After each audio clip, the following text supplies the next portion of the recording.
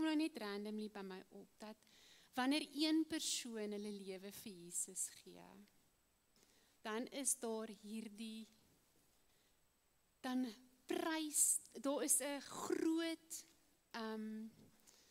ek sien viering in die hemele, wanneer een persoon vrykom. Dan is daar 'n feesviering wat ek en jy nie nou sal kan verstaan nie, maar eendag, wanneer ons in daai plek is saam met Jesus, gaan ons sien wat so joy is daar vir Jesus as een persoon hulle lewe draai na hom toe. En julle, ek wil vanaand vir julle 3 stories lees van vryheid, want dit is ons tema vanaand. En dis maar nie 3 van baie stories, maar hoor hierdie 3 stories. Die eerste storie is Lukas 13 vers 11. En hierdie storie gaan oor 'n vrou wat al vir 18 jaar gebukkend gaan, en die woord sê daar, sy was krom getrek, sy was onder 'n gees wat haar siek gemaak het. Sy het letterlik so geloop, sy was in fisiese bondage. En Jesus het haar nader geroep en hy het vir haar gesê, mevrou, jy is van jou siekte verlos. En daarna het hy sy hande op haar gelê en sy het dadelik reguit gekom en sy het God geloof. Julle imagine dit. Imagine dit as jy so skeef en krom getrek het en Jesus roep jou nader. En hy praat met jou, hy sit sy hande op jou en jy trek reguit. En die woord sê sy het weggeloop en sy het God geloof. En in Johannes 5 vers 8 is daar nog 'n storie, die man van Bethsaida. Nou Jesus sê vir hom in vers 8, tel op jou slaapmat op en loop. Nou hierdie man was al 38 jaar lank verlam. 38 jaar lank het hy nie vryheid gehad nie. En dadelik het die man gesond geword, sy slaapmat opgetel en begin loop. Maar dan sê vers 14 iets interessants. Jesus loop vas aan hom en hy sê, kyk, jy is nou gesond. Moenie langer sondig nie, sodat daar nie iets ergers met jou gebeur nie. Hy sê vir hom, jy is nou vry, maar bly vry. Ek het jou vrygemaak, maar bly vry. So hy sê, iets het gebeur wat daai persoon weer, wat sy vryheid van hom af weggeneem het. En Jesus sê vir hom, jy kan nou in vryheid bly die res van jou lewe. En dan in Johannes 8, en ons gaan vanaand spesifiek na Johannes kyk ons na vers 4 tot 11, en dis, ek gaan dit net vir julle lees, hulle sê toe vir hom, meester, hierdie vrou is op heterdaad betrap, terwyl sy oorspel pleeg. In die wet het Moses ons beveel om sulke vroue te stenig, maar wat sê u? Dit het hulle gesê om hom te toets, sodat hulle kon iets hê teen hom, waarvan hulle hom kon aankla. Maar Jesus het afgebuk en met sy vinger op die grond geskryf. Toe hulle egter volhou met hul vrae aan hom, het hy reguit gekom en vir hulle gesê, laat die een wat sonder sonde is, eerste 'n klip na haar gooi. Hy het weer afgebuk en op die grond geskryf. Die wat dit eerste gehoor het, het een vir een van die oudste af weggegaan. En net Jesus het oorgebly. En die vrou daar in sy midde. Jesus het toe regop gekom en vir haar gesê, vrou, waar is hulle? Het niemand jou veroordeel nie? En sy antwoord, niemand nie, meneer. En Jesus kyk vir haar en hy sê, ek veroordeel jou ook nie. Gaan en moet van nou af nie meer sondig nie. In daai oomblik spreek hy haar vry. Sy was nou net in 'n baie slegte situasie gevang. En in daai oomblik spreek Jesus haar vry en hy sê vir haar, gaan wees vry, moenie verder sondig nie. En dan het ek 'n ander storie van vryheid. En dit is 'n vrou wat, sy het so bietjie van die Here geweet, sy het die woord gelees, sy was kerk toe, maar sy was nie in 'n persoonlike verhouding met die Here nie.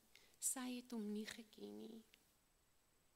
Maar sy het van hom geweet, want daar is 'n groot verskil tussen ken en weet. En sy het in 'n verhouding betrokke geraak en dit was 'n ungodly verhouding. En die Here het nie lank daarna begin praat in haar hart. En hy het vir haar gesê, hierdie is die verkeerde verhouding. En die vrou het besluit, sy gaan luister na daardie stem. Sy gaan ag gee op daai stemmetjie wat met jou praat. Wie ken daai stemmetjie? Ons ken daai stemmetjie. Ons luister nie altyd na daai stemmetjie nie. Maar daai stemmetjie het begin praat. En sy het tot die oortuiging gekom, maar hierdie is nie reg nie. Wat vir my interessant is, hierdie persoon het nog nie eers regtig haar lewe vir Jesus gegee nie. En sy het klaar begin hoor, dit waarin sy vasgevang is nie reg nie. Dis vir my baie interessant. En sy het besluit, sy moet ag gee op hierdie stem. En toe sy ag gee op hierdie stem, toe breek hierdie verhouding op. En op 'n tyd wat sy baie seer gekry het, ontmoet sy Jesus haar verlosser. En haar lewe was nooit ooit weer dieselfde nie. Nou daardie vrou is ek vanaand. Ek het op 21 my hart vir Jesus gegee. En ek wil vir jou sê vanaand dat vryheid is 'n kosbare besitting. Is 'n kosbare besitting. En ons kan vas wees en dit nie eers weet nie. Ek het nie geweet ek is nie vry nie. Ek moes eers vryheid smaak om te weet wat beteken vryheid. Nou dit laat my dink, as ons kyk na vryheid, dan weet ons, hulle skryf baie liedjies daaroor, ons hou protesoptogte daaroor. Ek meen oorloë is oor vryheid, oor hierdie land wat nie onder hierdie land wil wees nie. En daar's al hierdie dinge oor vryheid. Maar ek gaan nou dalk my ouderdom vanaand 'n bietjie weggee. Wie van julle ken Braveheart? Dis 'n paar, julle gee ek nou julle ouderdom weg. Daar's 'n paar jonges daar agter, dit laat my beter voel. Nou Braveheart gaan oor William Wallace. Hy is 'n leier wat nie onder die Engelse heerskappy wou geval het nie. En hy het geglo Skotland moet vry wees. En hy het baklei vir vryheid. Maar wat vir my so amazing is, as jy kyk na Braveheart, en dis Many Moons, ek dink die fliek 20 jaar terug gekyk. Maar aan die einde is daar 'n stukkie waar hy gemartel word en hy is besig om dood te gaan. Maar soos wat hy dood gaan, skree hy uit. Wat skree hy uit vir die wat dit al gesien? Freedom. Maar hy skree dit uit met 'n passie. So in die oomblik wat hy sy lewe verloor, skree hy uit vryheid. Want hy het vryheid in die midde van dit alles. En dit laat my dink aan 12 disippels, wat uiteindelik dood gegaan het, omdat hulle Jesus geken het en in vryheid geleef het. En ek wil gou vir julle 'n bietjie vertel van die 12 disippels. Het julle geweet Petrus, Simon Petrus, hy is gekruisig in Rome onderste bo, omdat hy homself nie waardig geag het om soos Jesus gekruisig te word nie.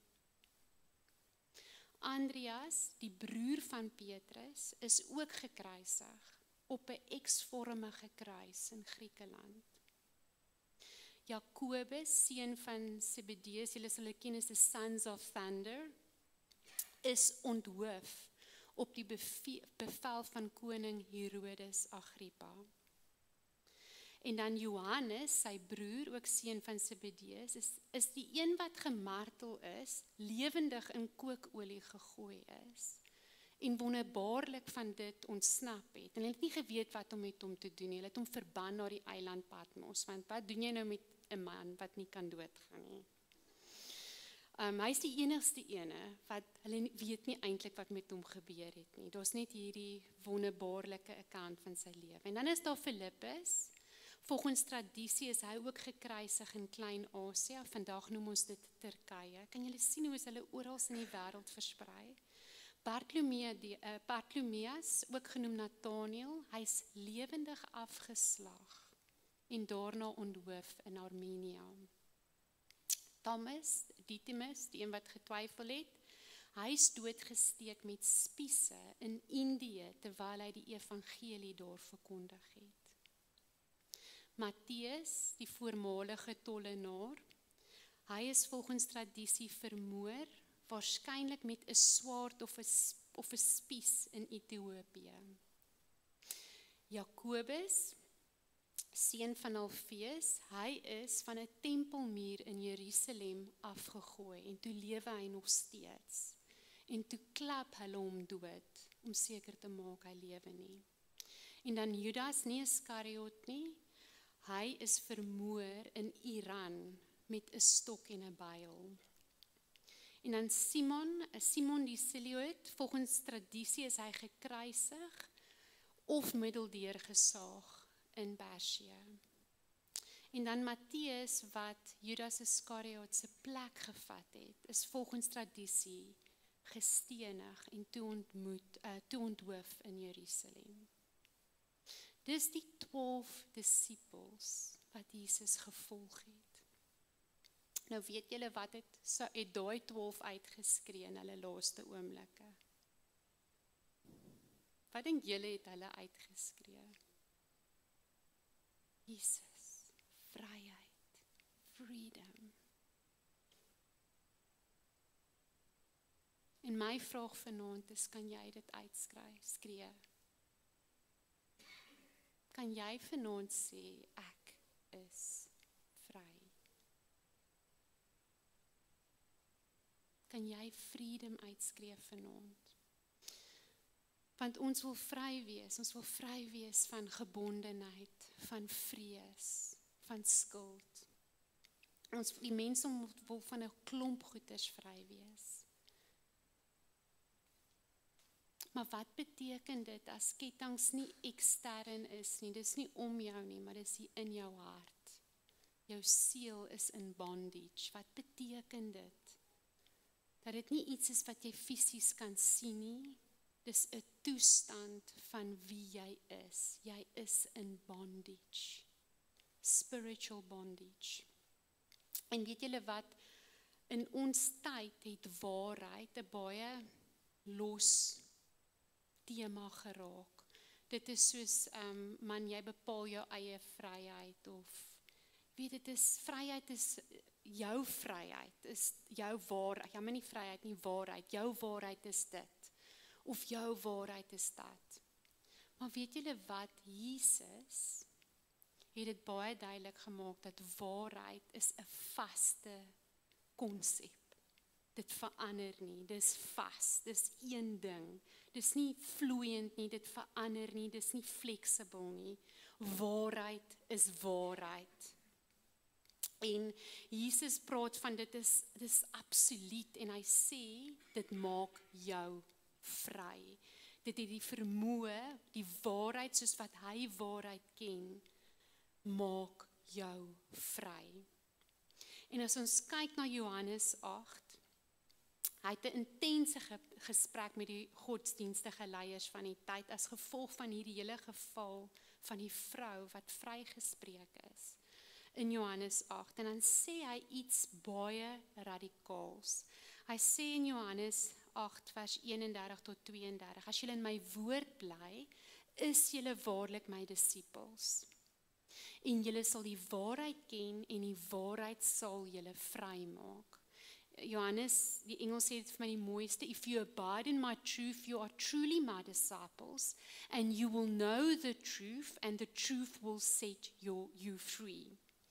Nou, Jesus se bedoeling was, dat daar is geestelike gebondenheid, spiritual bondage, wat jy moet van vry kom. Hy het nie gepraat van 'n fisiese gebondenheid nie. Hy het gepraat daarvan van 'n mens se toestand om in spiritual bondage te wees. En Jesus, weet ons, is die groot bevryder, want hy is gestuur om die mensdom vry te maak. Lukas 4 vers 18, waar hy gesê het, hy is gestuur to set the captives free. En dan maak Jesus hierdie verklaring in Johannes 8 vers 36, hy sê, whom the Son sets free is free indeed. Dis een van die mooiste versies. Sê dit net gou vir jouself. Whom the Son sets free is free indeed. Nou, is interessant as ons kyk na hierdie vers, van die woord sê, Jesus is die woord, dis wat 1 Johannes sê, hy het vlees geword, hy is gestuur, hy was die woord, en Jesus verklaar ook dat hy die waarheid is. Jesus sê hy is die woord en hy is die waarheid, en dit staan in Johannes 14 vers 6, hy is die waarheid ook.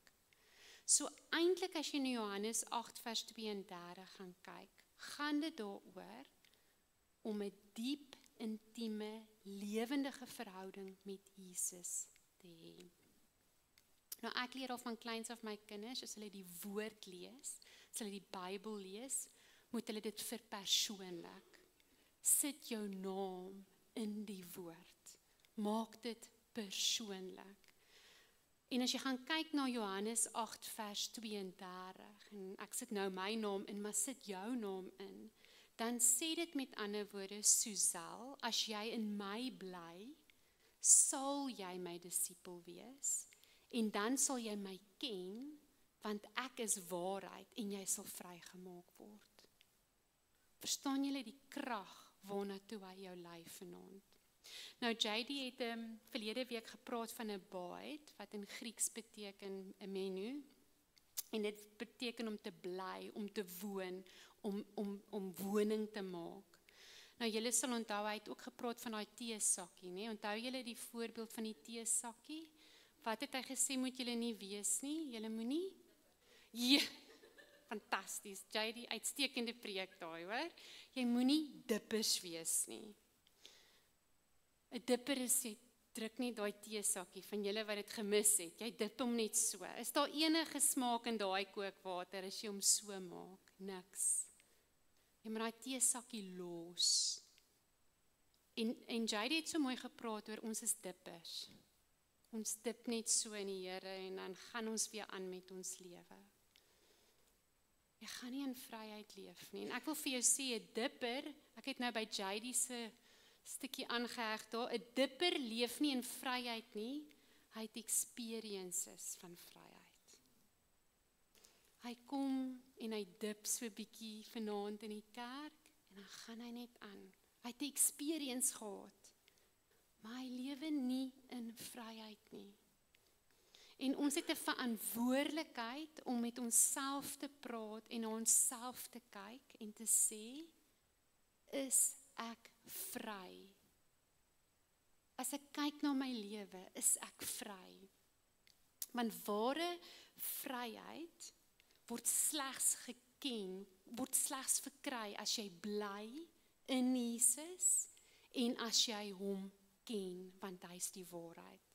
En daarom sê Jesus, jy sal die waarheid ken en die waarheid sal jou vry maak. Nou die vraag wat ek het vir ons as vanaand is jy 'n slaaf van sonde of is jy 'n slaaf van geregtigheid?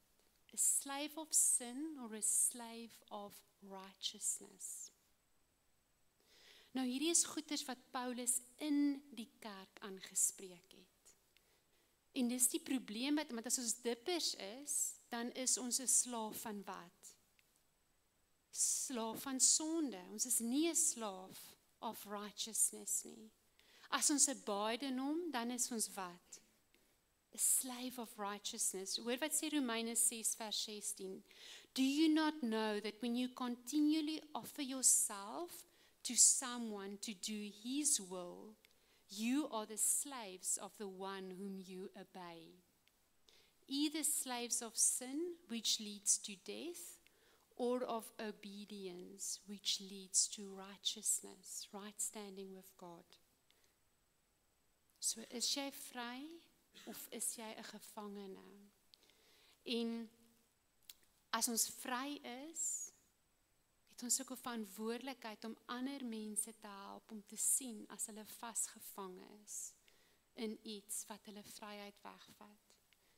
Nou, spiritual bondage is wanneer jy in 'n toestand is waar jy vasgevang is in 'n siklus. En dit kan op verskillende maniere lyk. As jy kyk na die kenmerke van spiritual bondage, dis 'n gebondenheid aan sonde. Byvoorbeeld, as jy in die siklus van sonde vasvang, ons weet wat reg is, ons weet wat verkeerd is.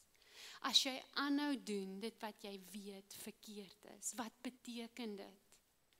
Jy's in gebondenheid van sonde. Jy het bevryding nodig. Want jy bly in die siklus van sonde. As daar emosionele en geestelike benoudheid het, is jy's nie veronderstel om met vrees rond te loop nie. Jy's nie veronderstel om met angs rond te loop nie. Daar is alles tekens van bondage. Iets wat geshift moet word in jou lewe en net Jesus kan jou vrymaak. 'n Ander ding wat ons in bondage sit is leuns. Ons glo die verkeerde dinge. Ons het dalk op 'n sekere manier groot geword. Ons glo sekere dinge in die woord verkeerd en dan is jy in bondage van daai leuen totdat jy dit vervang met waarheid. So jy het 'n verantwoordelikheid om te toets wat jy dink is jou waarheid. Ek dink nou myself, ek het tot bekering gekom en ek het nie aan die groot doop geglo nie. Jy kon vir my gered, maar nie in die groot doop geglo nie. En Jesus moes my die waarheid kom wys, sodat ek kan vrykom van dit. Dieselfde met die vervulling van die Heilige Gees, want ek het nie daai waarhede geken nie, ek het leuns geglo. En Jesus moes daai leuns kom vervang met sy waarheid. En dan word jy vry. So weet dat jy kan vanaand hierso sit en iets glo, en daai very thing that you are believing is putting you in bondage. Die ding wat jy insist is reg, dit kan jou in bondage sit.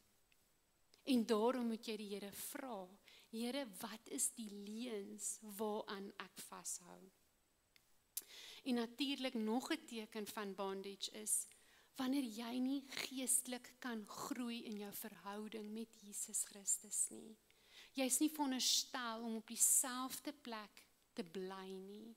Jy is veronderstel om te groei. En ek praat nie hier van 'n maklike, easy lewe nie. Ek praat van jy stap op die pad saam met die Here deur die storms van die lewe, maar jy groei in hom. Jy word versterk deur hom. En elke jaar as jy terugkyk op jou pad saam met Jesus, lyk dit anders.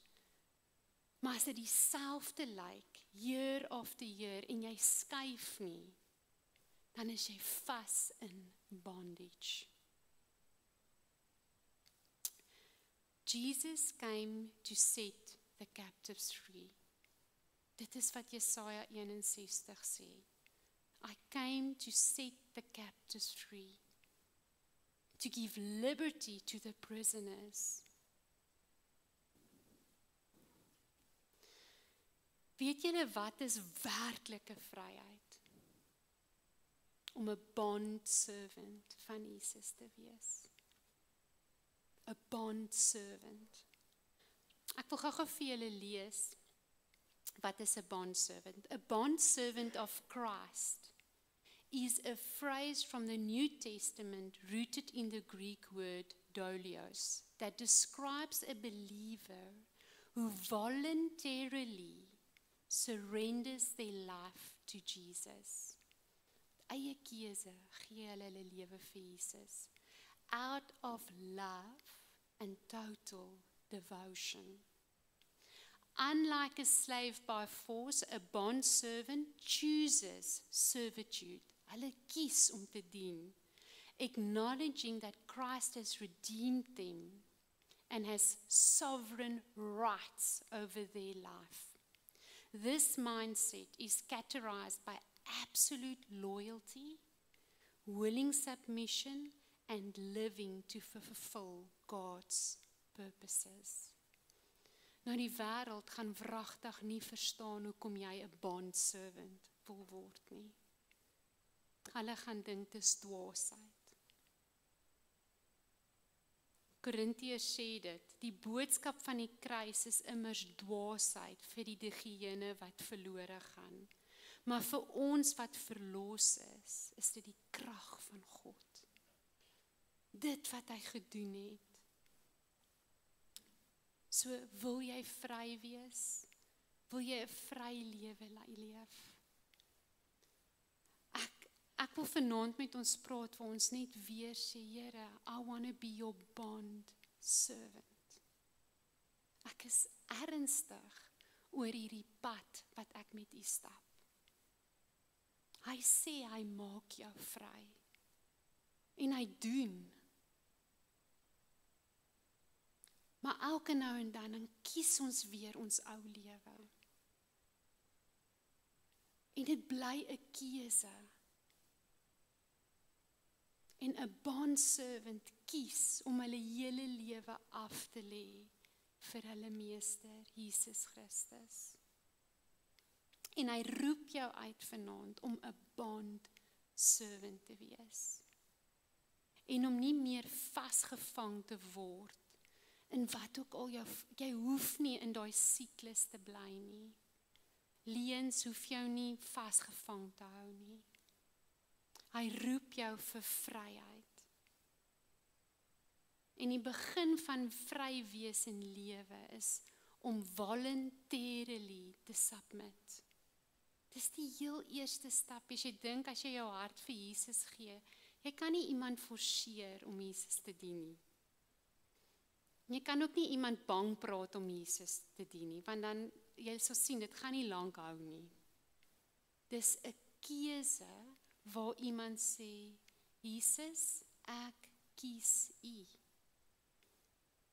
En dan is dit gebore uit total devotion. Jy sê, Here, alles gee ek vir u. Ek my total devotion, alles wat ek het, alles binne in my, devote ek aan u. Ek kies u. En ek praat nie hier van 'n perfekte lewe nie. Ek praat hierso van net 'n devotion, 'n neerlê van wat jy dink reg is. En om neer te gaan voor hom en te sê, Here, wat u sê. 'n Devotion aan u.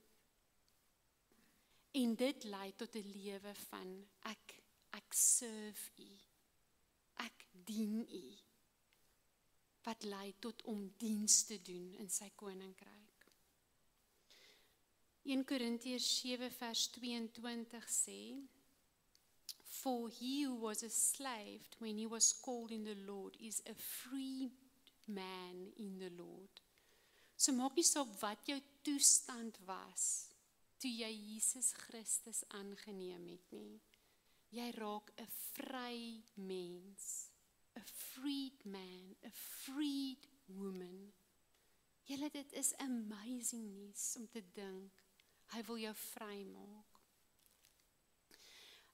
Paulus het aanhoudend na homself as 'n bond servant verwys, want hy het homself gedevote aan Jesus. En jy kan in die kerk sit, jy kan Bybel lees, maar steeds nie vry wees nie. En weet julle hoe baie is dit in die kerk? Maar Jesus het nie gesê jy sal die waarheid hoor en dan sal jy vry word nie. Wat het hy gesê? Jy sal die waarheid ken. Dit praat van bekend raak daarmee. Nie net hoor nie.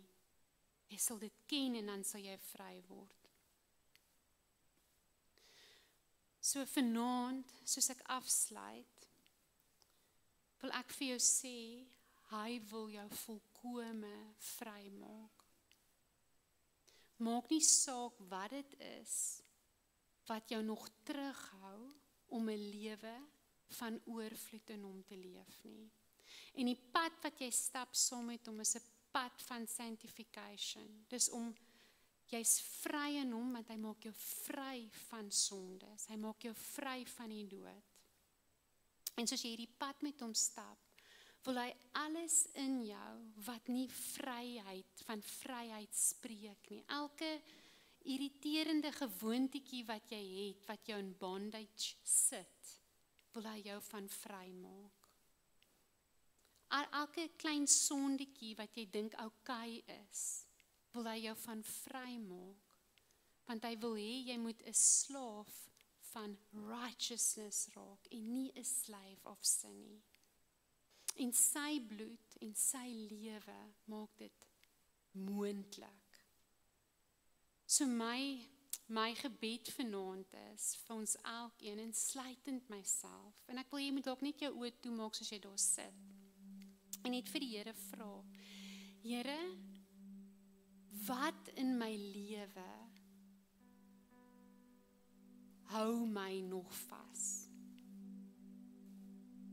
Ek praat nie van redding nie, ek praat van klein dingetjies wat jou verhoed om in totale bevryding van wat hy gedoen het te lewe.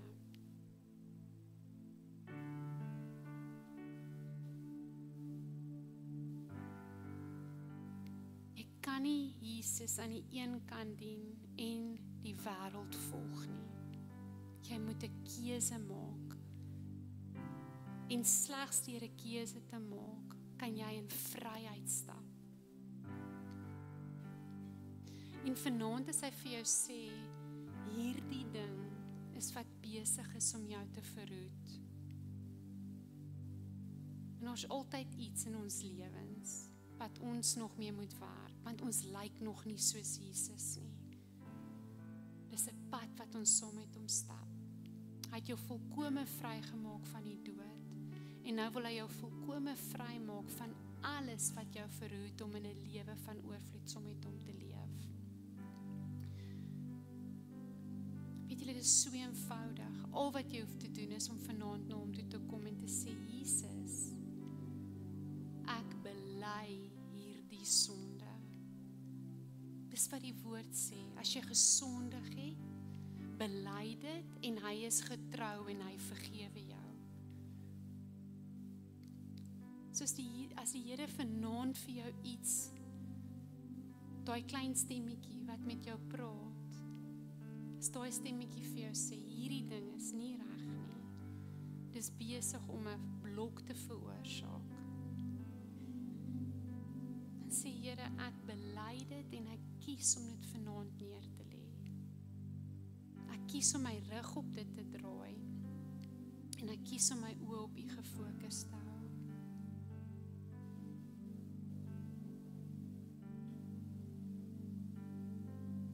En dan vanaand wil ek jou roep om te sê, Here, ek kies om 'n bond servant van U te wees.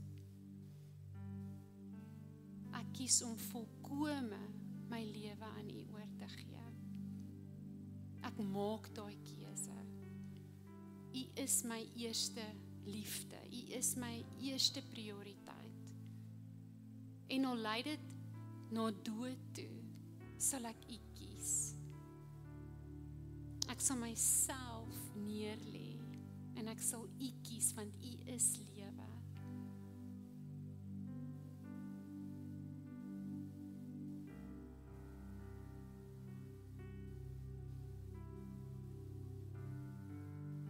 Ja, Here, ek bid vir ons, vir elkeen vanaand. Here, wat 'n struggle het om vry te kom. Here, en ek sê vir U dankie dat U bloed is so kragtig. U maak mense vry, Here.